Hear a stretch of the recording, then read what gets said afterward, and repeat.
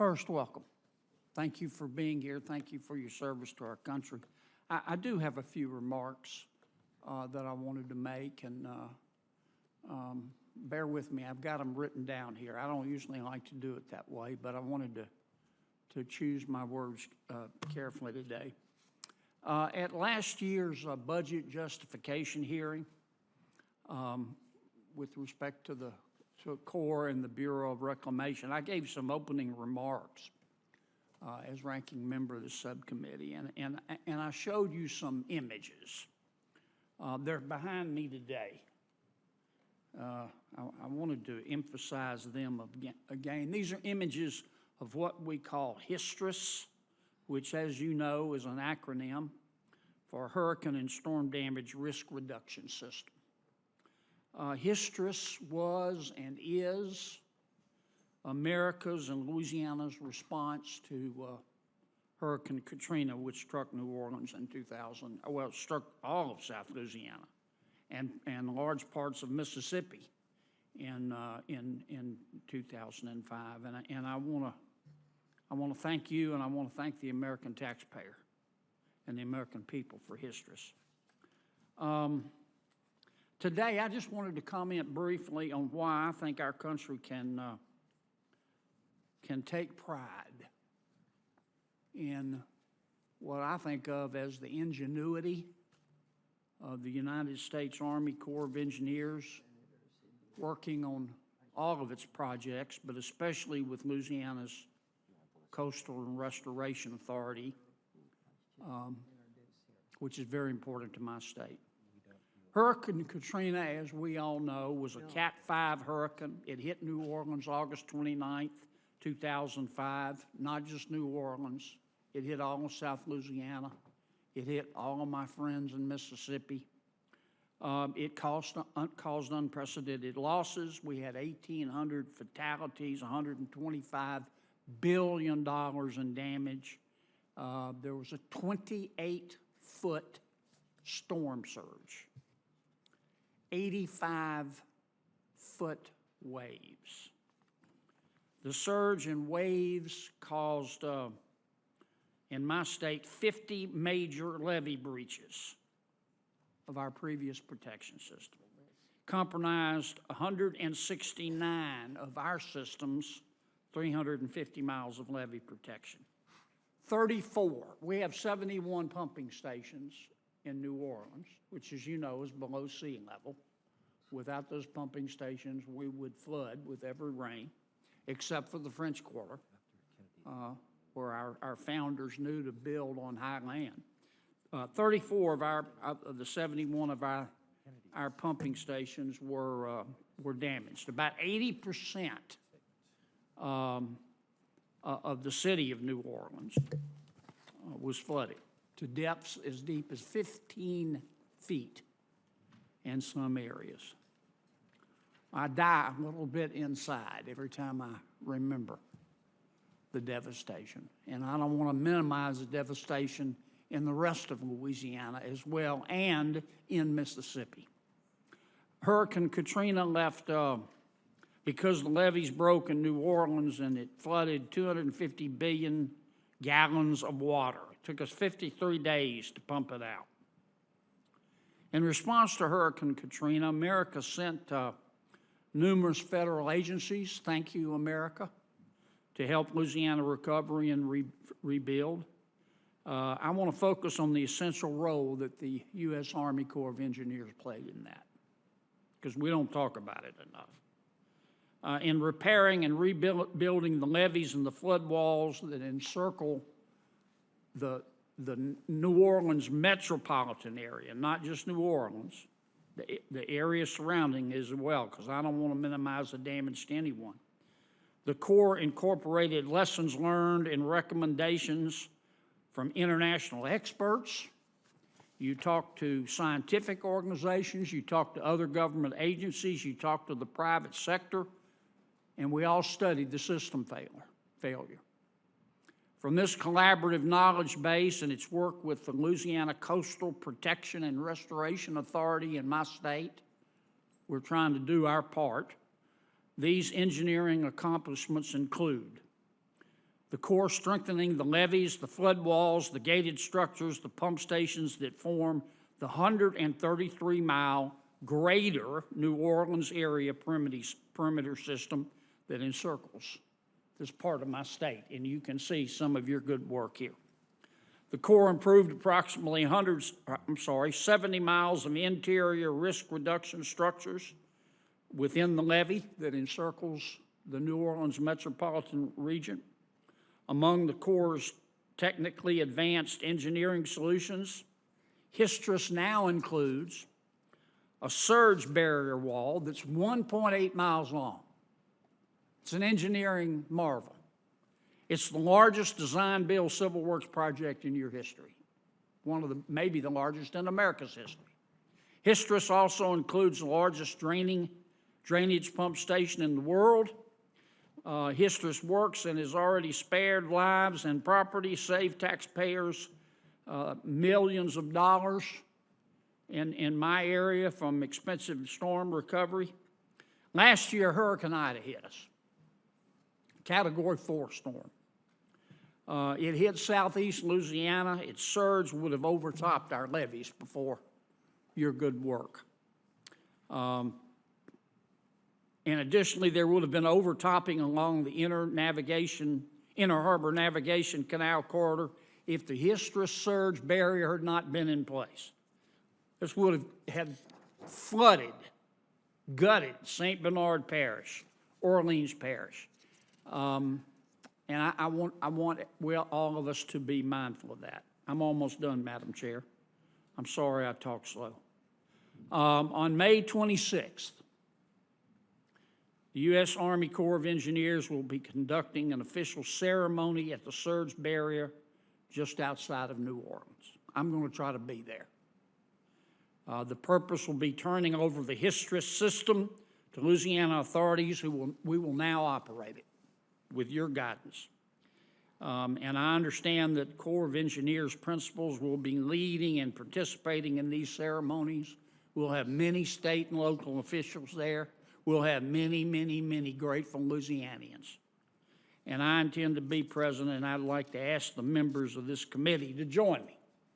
I want you to all come to New Orleans and see this engineering marvel that the Corps of Engineers constructed and the American people, who are the most generous people in the history of the world, paid for.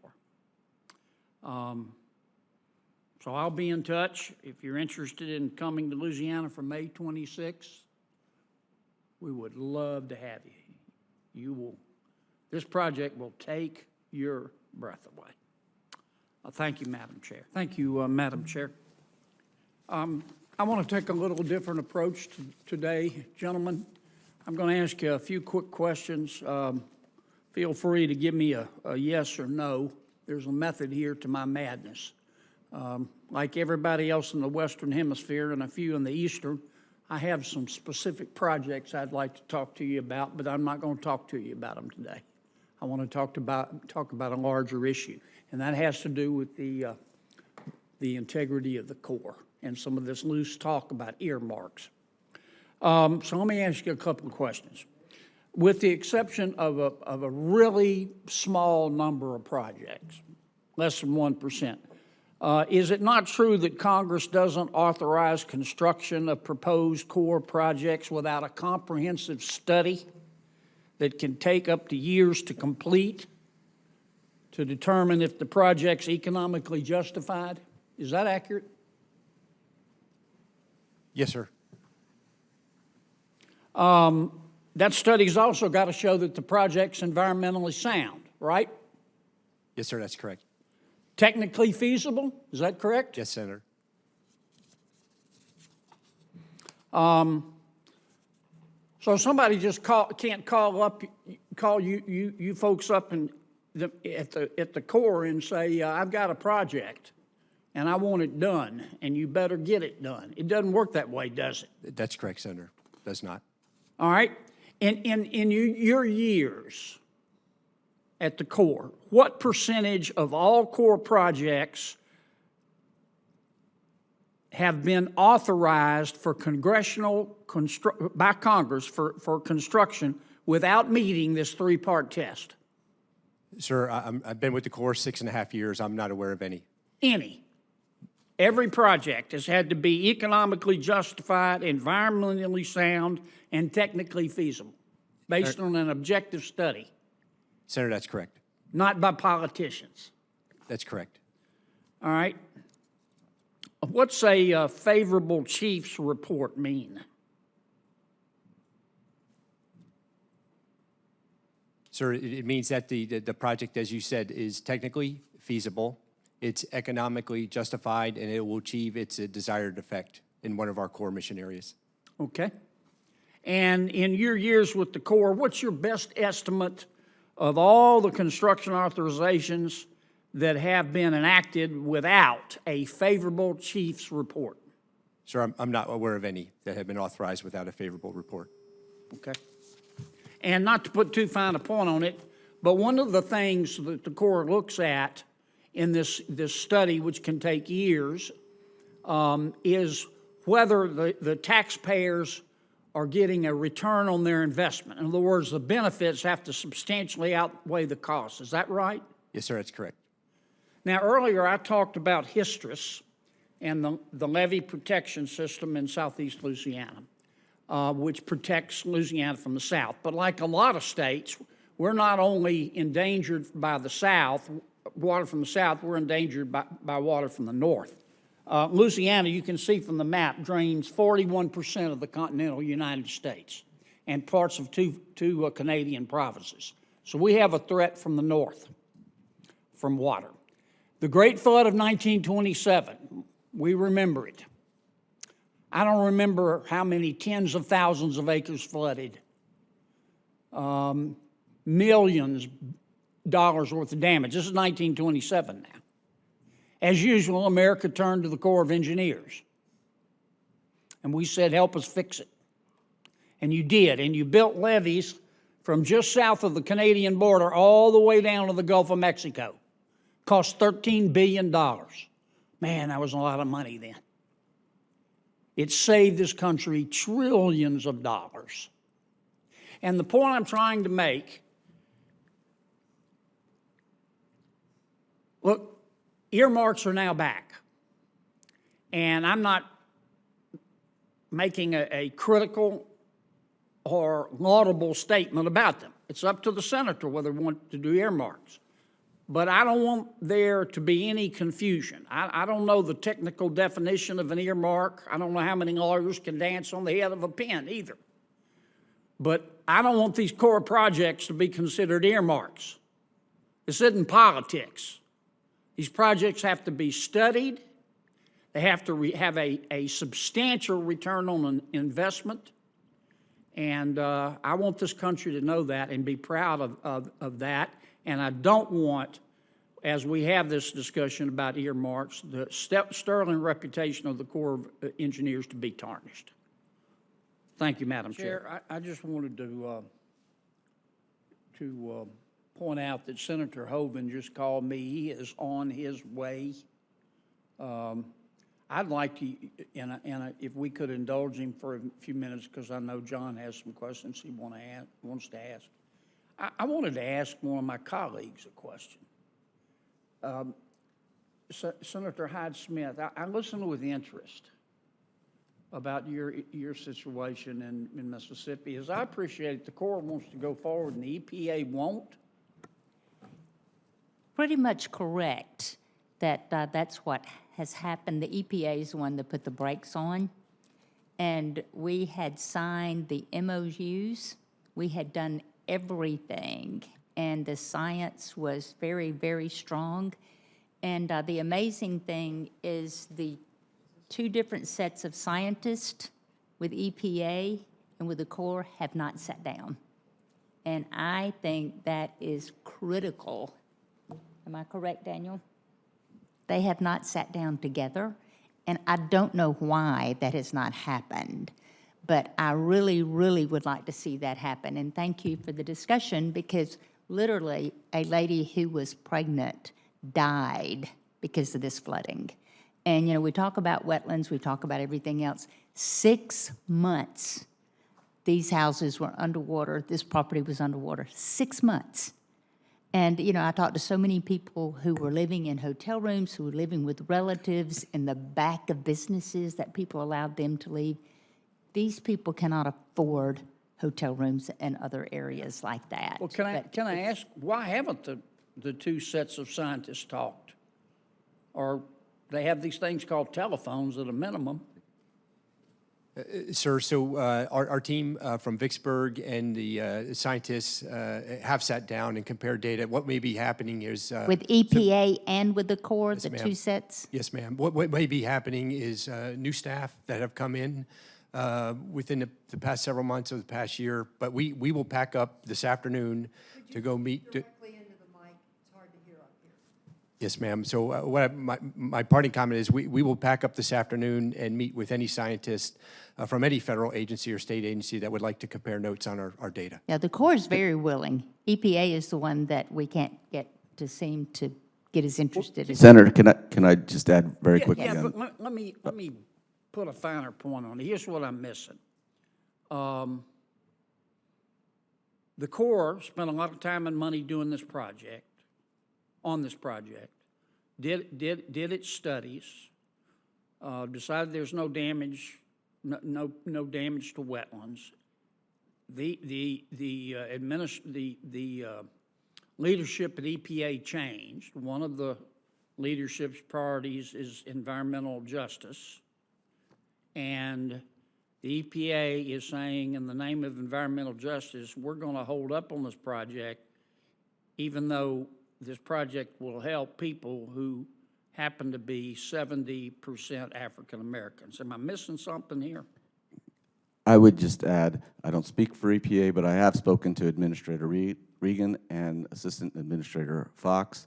They are strongly committed to getting their team with our team as part of this interagency group. I think the administrator was particularly moved by his visit down to the Yazoo Basin, so frustrating, yes, but we're going to get together. When's your administrator going to make a decision?